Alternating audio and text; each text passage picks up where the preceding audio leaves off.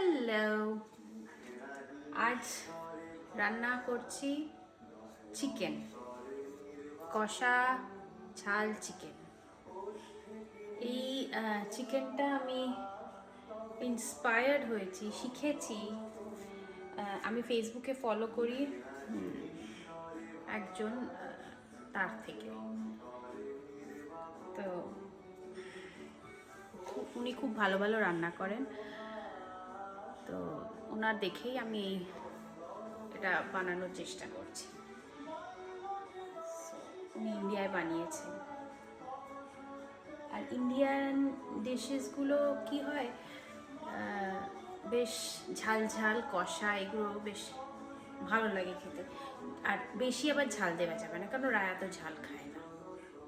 তো ভাবলাম ঠিক আছে, কম ঝাল দিয়ে কিন্তু একটু করি, ভালো লাগবে খেতে। আপনাদের যদি দেখাতে পারি, তেল, সর্ষের তেল, অবভিয়াসলি সর্ষের তেল গরম করে নিয়েছি। এবার তাতে দেবো হচ্ছে তেজপাতা, গোটা গরম মশলা আর শুকনো লঙ্কা।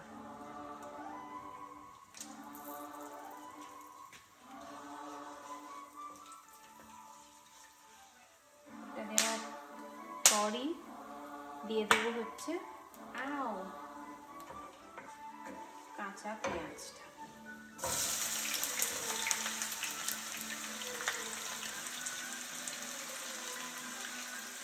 এখন ক্রিসমাস টাইমে মোটামুটি সবই দেখবেন আমার ক্রিসমাসই, সে ডেকোরেশন থেকে শুরু করে বাটিও ক্রিসমাস।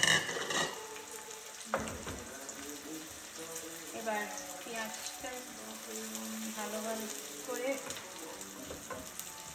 ভেজে নিতে হবে। আচ্ছা, তার আগে দিয়ে দেবো একটু নুন,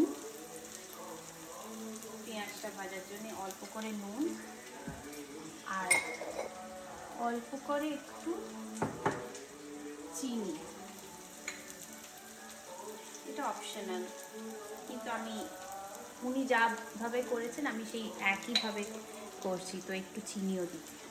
সব রান্নাতেই, মানে বিশেষ করে বলবো ঘটি রান্নাতে খুবই ইউজ হয় চিনি। এই ঘটি রান্না বললাম কারণ আমাদের বন্ধুদের মধ্যে খুব মজা করে ঝগড়া হচ্ছিল এই আগের উইকেন্ডেই, যে ঘটিরা ভালো রান্না করে না বাঙালরা ভালো রান্না করে। মানে ওই ঘটিরা বলছে আমরা শেখালাম বাঙালদের পোস্ত খাওয়া, এদিকে বাঙালরা বলছে আমরা ঘটিদের শেখালাম ভালো রান্না, ভালো খাবার খাওয়া। হোয়াট এভার, আমার কিছু যায় আসে না। আমি ঘটি, কিন্তু আমার কিচ্ছু যায় আসে না বাঙাল খাওয়া হচ্ছে না ঘটি খাওয়া হচ্ছে। আমার খাওয়া হলেই হলো, যেটা ভালো টেস্ট হবে সেটাই খাওয়া, তাই না? এটা আবার খুলে যাচ্ছে। যাই হোক, এটা পেঁয়াজটা ভাজা হয়ে গেলে তারপরে বলছি এবার কী করতে হবে। একটু অল্প ভাজা হয়ে যাওয়ার পর আমি দিয়ে দেব একটু রসুন বাটা, 1 চামচ রসুন বাটা, আর 1 চামচ মতন আদা বাটা।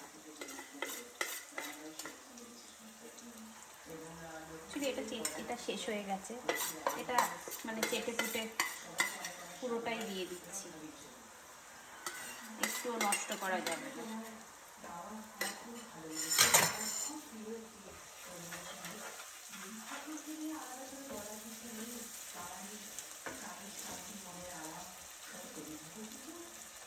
পেঁয়াজটা একটু, পেঁয়াজ আদা রসুন এটার একটু কাঁচা ভাবটা যাতে চলে যায়, তো একটু চাপা দিয়ে হতে দেবো এটা, ঠিক আছে? পেঁয়াজটা মোটামুটি একটু ভাজা ভাজা মতন হয়ে গেছে। এবার কি করেছে সেটা হচ্ছে সব রকম মশলা নিয়ে একটু জল দিয়ে, ধরুন হলুদ, লঙ্কা, ধনে, জিরে সব একটু জল দিয়ে এরম পেস্ট মতন বানিয়ে গেছে। পেস্ট মতন বানিয়ে এটাকে আপনি এবার দিয়ে দিতে পারেন।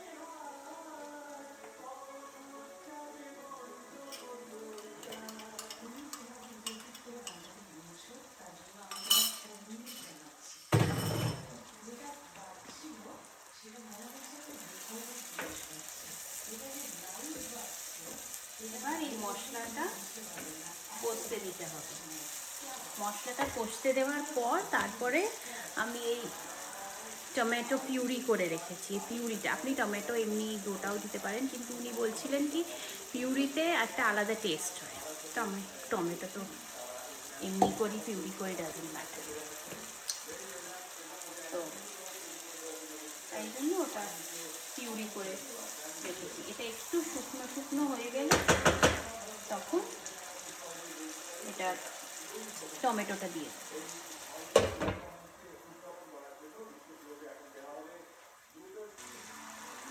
তেল ছেড়ে যাচ্ছে আস্তে আস্তে, তো এটা হয়ে গেছে মোটামুটি। এবার টমেটো পিউরিটা দিয়ে দেব।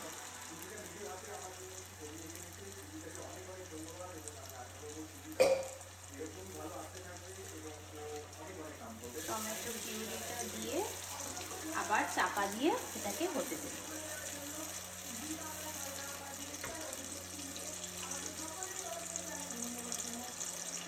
ওইদিকে টিভিতে সারেগামা চলছে, সেটা দেখছি। আমার রান্না করতে করতে বেশ একটু গান শুনতে ভালো লাগে, মানে বোরিং হয়ে যায় না। এখন আরও ভালো লাগছে কারণ এটা এই এপিসোডটা হচ্ছে রবি ঠাকুরকে নিয়ে। সব কন্টেস্ট্যান্টরা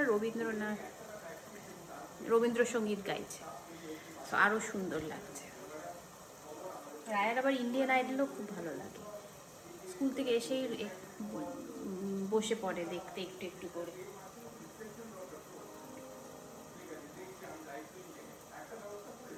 এটা হোক, তারপরে এরপরে দিয়ে দেবো হচ্ছে মাংসটা দিয়ে ভালো করে কষে একটু 10-15 মিনিট মতন কষতে হবে।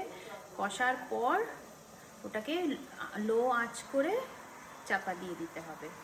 একটুও জল দেওয়ার নয়, এটা জল ছাড়া মানে নিজে মাংসর জলেই এটা সেদ্ধ হবে। ঠিক,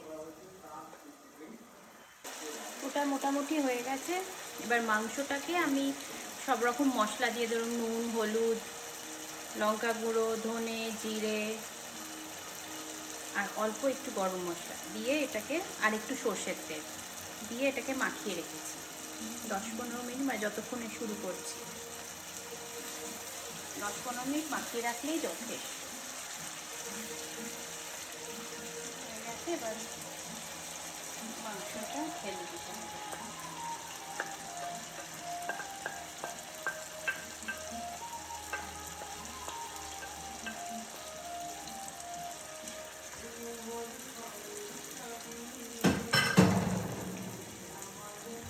এবার আঁচটাকে একটু বাড়িয়ে দিতে হবে, বাড়িয়ে দিয়ে এটাকে ভালো করে নাড়তে হবে।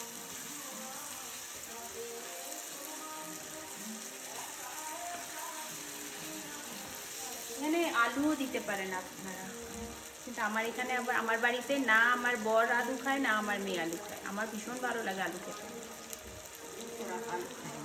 আমার তো মাংসর থেকে আলুটা বেশি ভালো লাগে। বাট ভেবেছিলাম একটা আলু অ্যাটলিস্ট দিয়ে দেবো আমার জন্য, থাক, আমারও আলু খাওয়া উচিত নয়, বুঝতেই পারছেন কেন। এই জন্য কন্ট্রোল।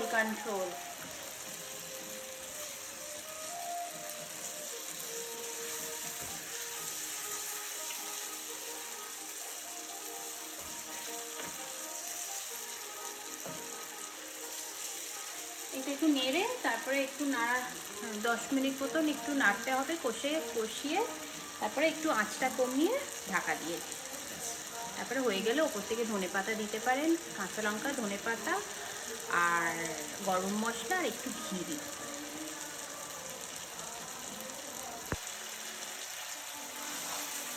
এখনো কষানো হচ্ছে, এবার একটু কাঁচা লঙ্কা দিয়ে দেবো। কাঁচা লঙ্কাগুলো দেখুন কি ফ্রেশ রয়েছে।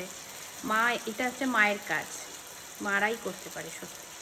সব কটা কাঁচা লঙ্কার ওই ডাঁটি ভেঙে ভেঙে ধুয়ে ভালো করে এরম, এই আমার ফুটো ফুটো কৌটো আছে যেটা আমি এখান থেকে কিনেছিলাম ইন্ডিয়ান স্টোর থেকে, ওটাতে করে রেখে দিয়ে গেছে যাতে আমাকে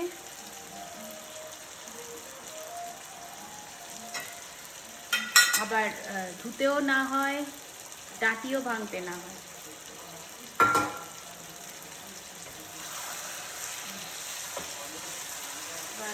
প্রায় 10 মিনিট মতন হয়ে গেছে আমরা কষছি এটা। এবার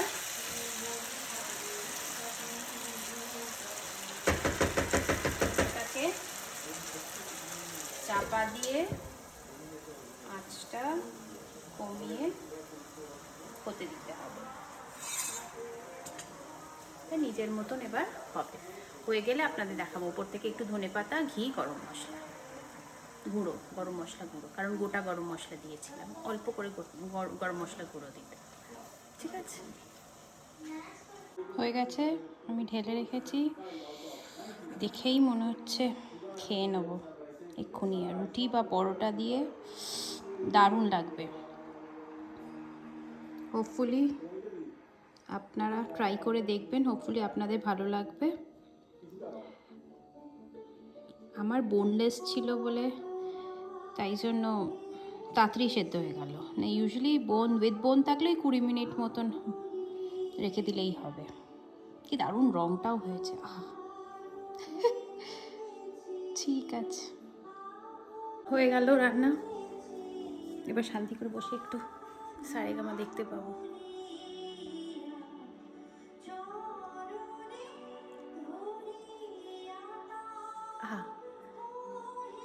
আমার আবিরকে দারুণ লাগে। চলুন দেখা হবে।